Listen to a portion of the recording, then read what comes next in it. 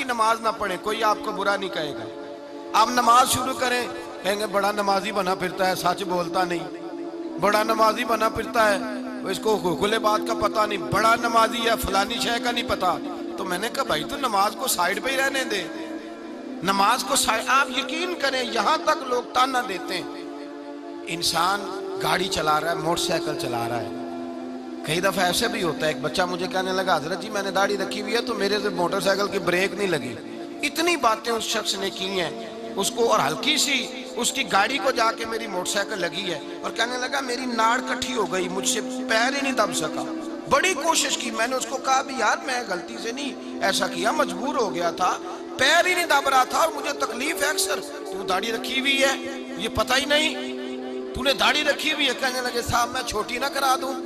جب داڑھی نہیں تھی نا تو تب بڑے بندے تھے، میں گھور کے دیکھتا تھا تو بھاگنے لگتے تھے۔ جب سے داڑھی ٹوپی میں آیا لوگ بیوقوف جاننے لگے، کہتے ہیں مولوی ہو گیا جو مرضی کہہ جاؤں۔ تو میں نے کہا تو بڑا نصیبوں والا ہے، تجھے جو تانا مل رہا ہے وہ مصطفیٰ کے نام پہ مل رہا ہے، تو بڑے نصیب والا ہے، تو چھوڑ اس بات کو، داڑھی رکھی ہوئی ہے تو یہ بھائی داڑھی ایک الگ بات ہے، غلطی ہو جانا ایک علیحدہ بات ہے۔ لوگ تانا دیتے ہیں، فوری طور پر تانا دیتے ہیں، فوراً آگے کہتے ہیں وہ فلاں آدمی اس طرح بھی کرتا ہے۔ وہ بھائی ملامت جب تیری ہوتی ہے، جب تجھے کوئی برا کہتا ہے، جب تیرے بارے میں لوگ اس طرح کے نظریات رکھتے ہیں تو اس کا مطلب۔ اور پھر ایک اور بڑی خوبصورت بات، حضرت غوث پاک جیلانی، حضرت اللہ اکبر، آپ فرماتے ہیں میرا قدم لگے تو اللہ لوگوں کو ولایت عطا فرماتا ہے۔ پاک جیلانی حضرت غوث پاک رضی اللہ تعالی عنہ، آپ الفتح الربانی میں لکھتے ہیں، آپ فرماتے ہیں یہ حدیث قدسی ہے، اللہ کا فرمان ہے۔ کسی نے پوچھا تھا کسی اللہ کے بندے نے خواب میں کہ مولا تو کہاں ملتا ہے؟ اللہ پاک نے فرمایا جس بندے کا دل میری وجہ سے توڑا جائے، جس بندے کو میری وجہ سے تانا دیا جائے اور وہ رو رہا ہو، اس کے پاس جا کے بیٹھ جانا، وہاں سے تمہیں خدا مل جائے گا۔ اسی لیے اقبال کہتے ہیں نہ بچا بچا کے تو رکھ اسے، تیرا آئینہ ہے وہ آئینہ، شکستہ ہو تو عزیز تر ہے نگاہ آئینہ ساز۔ اللہ کرے تجھے کوئی تانا دے، اللہ کرے کوئی کہے تجھے۔ حضرت داتا گنج بخش علی اجویری کا ایک جملہ بڑا قیمتی ہے۔ داتا گنج بخش علی اجویری سے کسی نے کہا کہ روح کی غذا کیا ہے؟ تو آپ فرمانے لگے اگر خدا رسول کے رستے میں تجھے کوئی تانا دے جائے تو تیری روح کو اللہ لذت عطا فرما دے گا۔ اگر رب رسول کے رستے میں کوئی تجھے تانا دے جائے، برا کہہ جائے، تو تیری روح کو لذت نصیب ہو جائے گی، تجھے توانائی ملے گی، تجھے اللہ تعالیٰ ذائقہ دے گا، تیرے دل کو ٹھنڈک عطا کرے گا۔ اگر راہ خدا میں، بہت بڑا نام ہے امام اعظم ابو حنیفہ کا، لوگ پھولوں کی سیج بنا کے رہتے ہیں، اس لیے ظالموں کی حمایت کرنی پڑتی ہے، لوگوں کو بڑے بڑے اپنے ضمیر کے سودے کرنے پڑتے ہیں، بڑا کچھ کرنا پڑتا ہے، پھر زندگی سیج بنتی ہے۔ لیکن جن لوگوں نے دین کا کام کیا، کٹھن مراحل سے گزر کے کیا، کٹھن مراحل سے۔ حضرت امام اعظم ابو حنیفہ کا نام میں ممبر پہ بیٹھ کے لیتا ہوں تو کہتا ہوں کیا بات تھی، دنیا ذکر کرتی ہے تو کیا بات، 80% امت ان کی تقلید کرتی ہے، لیکن امام اعظم ابو حنیفہ رحمت اللہ علیہ نے جب اعلان حق کیا ہے، بادشاہوں کی مخالفت کی، بادشاہوں کی ٹکرائے، تم غلط کہتے ہو، خبردار اگر تم نے یہ زیادتی کی۔ امام اعظم ابو حنیفہ کو جیل میں رکھا گیا، کوڑے مارے گئے، زہر دیا گیا، اتنے بڑے امام کا جنازہ جیل سے نکلا ہے۔ حضرت امام مالک رحمت اللہ علیہ مسجد نبی کے امام تھے، لوگ پھولوں کی سیج پہ وقت گزارنا چاہتے ہیں، اور بھائی یہ پھولوں کی سیج نہیں ہے، یہ تو چڑھے آتے دار بھی نہیں، یہ تو وکے عشق بازار بھی نہیں، ایڈا سستا سودا پیار بھی نہیں، تے ایڈا سوکھا لبدا یار بھی نہیں۔ کئی جنگل گانے پیندے نے، کئی دوزخ لنگنے پیندے نے، جو اس ملوں بھی مل جاوے، ایدو سستا ہور بپار بھی نہیں، تے کچھ سمجھنا آوے لوکاں نو، او کادے نال شہید کرے، ڈٹھی یار دے ہاتھ تلوار بھی نہیں، پر او دا خالی جاندہ وار بھی نہیں۔ یہ بڑا کٹھن اور مشکل مرحلہ۔ حضرت امام مالک مسجد نبی کے امام 70 سال مدینے میں رہے ہیں پر پیروں میں جوتا نہیں پہنا۔ مدینہ منورہ میں جہاں لکھا ہے یہ حدود حرم ہے، اس کے اندر پخانہ پیشاب نہیں کیا، گھوڑا رکھا تھا، باہر جاتے وہاں جا کے پیشاب کر کے آتے۔ اس قدر زیادہ تقوی والے بزرگ ہیں، لیکن ایک طرف رسول اللہ کے شہزادے تھے، ایک طرف ظالم حکمران تھا، امام مالک نے فرمایا تو ظالم ہے اور میرے مصطفیٰ کے شہزادے پہ ظلم نہ کر۔ ایک سید کی حمایت کی پاداش میں امام مالک کی اس نے داڑھی منڈوا دی، امام مالک کو گدھے پہ بٹھایا اور کہنے لگا اب لوگوں کو جب پتا چلے گا نا کہ یہ جو امام بنا پھرتا تھا گدھے پہ بیٹھا تو پھر سمجھ آئے گی۔ کہنے لگا جو پہچان گیا نا امام مالک ہے وہ پھر دوبارہ تیرے پیچھے نہیں لگے گا۔ امام صاحب فرمانے لگے تو مجھے بٹھا تو صحیح۔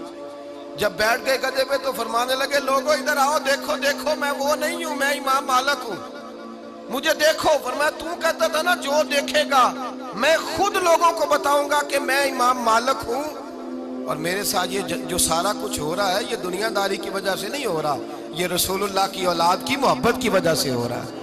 نبی میں امام مالک ہوں، دیکھو میں وہ ہوں جو کل تک یہاں امام تھا، خطیب تھا، میرے پیچھے لوگ مسجد نبی میں نمازیں پڑھتے، جمعے پڑھتے تھے، آج میرا یہ حال ہے، آؤ دیکھو۔ امام صاحب فرماتے قسم اللہ کی عزت کی، پہلے اگر 10,000 بندہ مجھے سلوٹ کرتا تھا تو اس کے بعد 50,000 کرنے لگ گیا۔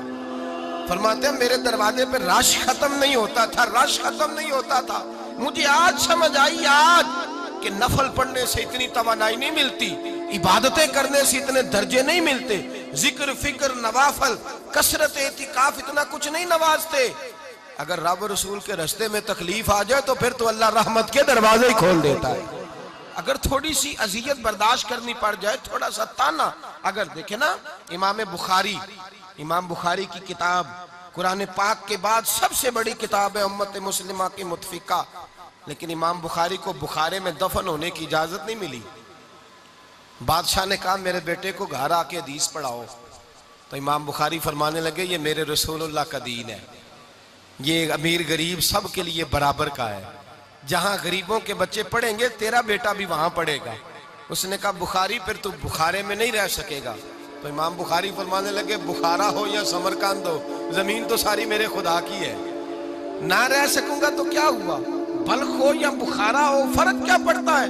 امام صاحب بخارے سے نکلے بلخ گئے، وہاں بھی اس نے خط لکھا کہ یہاں نہ ٹھہرنے پائے، وہاں سے نکلے تو پھر کہیں اور گئے، گھومتے گھومتے ایک دن کہنے لگے مولا میرا شکوہ کوئی نہیں پر اب تیری زمین تانگ ہو گئی ہے، چل بخاری کو بلا ہی لے۔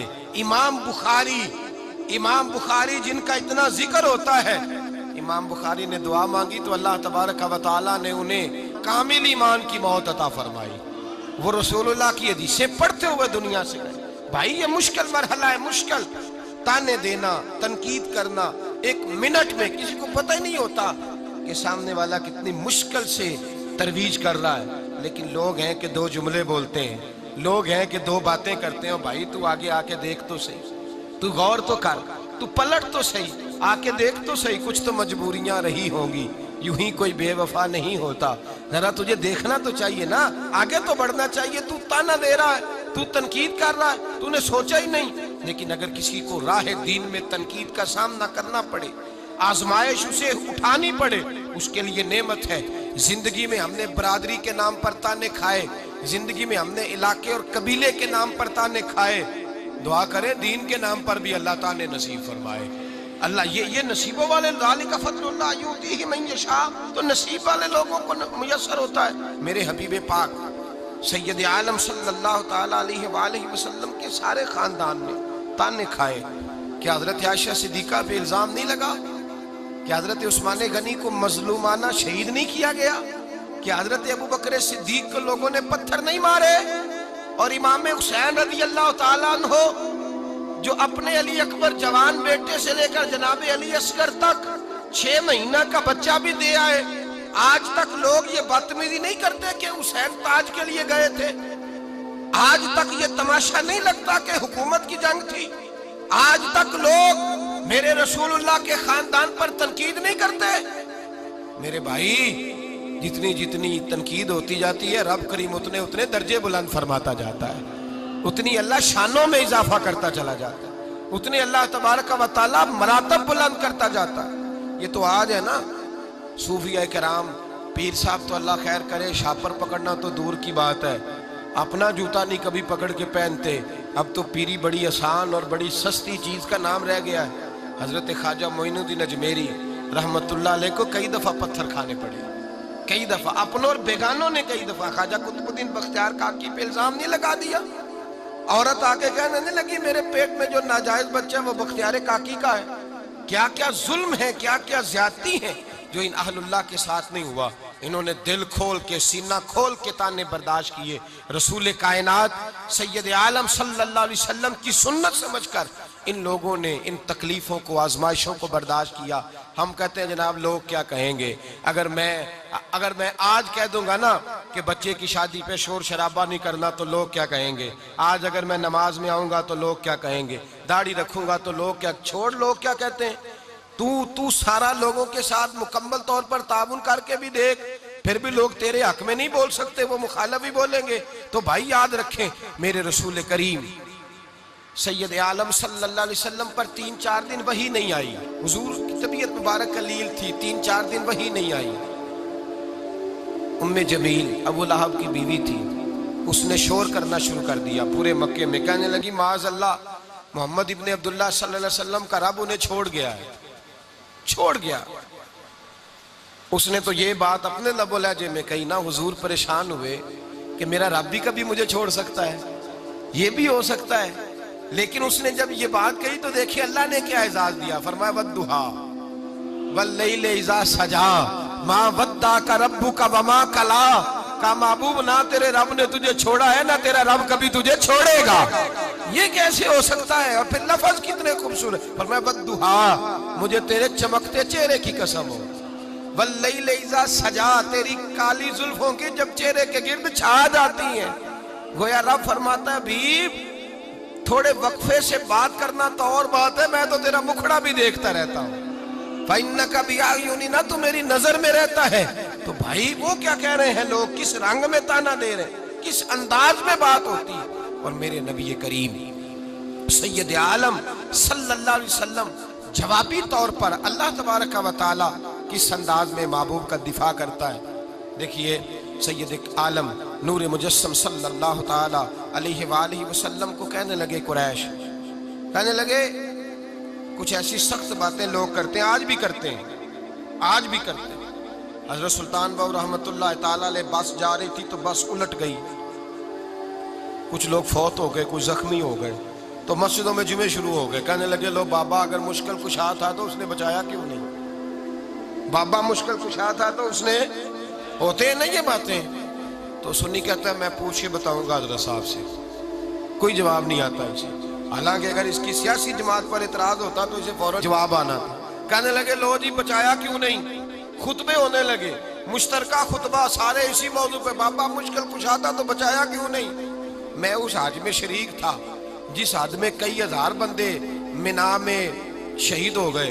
تو میں نے وہاں کھڑے ہو کے ایک شخص سے کہا، میں نے کہا ادھر آنا، یہاں اللہ کے گھر آئے ہوئے تھے تو 4000 بندہ فوت ہو گیا، اس نے بچایا کیوں نہیں. کیوں نہیں بچایا. کرین گر گئی تو 150-200 بندہ حرم شریف کے عین خانہ کعبہ کے ساتھ انتقال کر گیا. خدا کے گھر گئے تھے حج کرنے، احرام باندھے تھے، طواف کرے، بچایا کیوں نہیں. نہیں لگے آپ یہ کیا بات کر رہے ہیں. میں نے کہا حکمت اور ہوتی ہے، طاقت اور ہوتی ہے. فٹافٹ اعتراض کر دیتے ہیں لوگ، 1 منٹ لگاتے ہیں اعتراض کر دیتے ہیں. ہماری قوم فٹافٹ بھول جاتی. بھائی مسجد میں بم بلاسٹ ہوتا ہے، مسجد میں بم بلاسٹ ہوتا ہے، اتنے سارے نمازی شہید ہو جاتے ہیں. خدا مشکل کشا نہیں، حاجت روا نہیں، بندوں کو بچا نہیں سکتا. بچتے ہیں بندے، لیکن رب فرماتا ہے جو میرے رستے میں جائے گا میں شہادت کا درجہ عطا کروں. لوگ فٹافٹ اعتراض کر دیتے ہیں. تو ایسے ہی ہر ایک کی بات میں تھوڑی آ جانا چاہیے.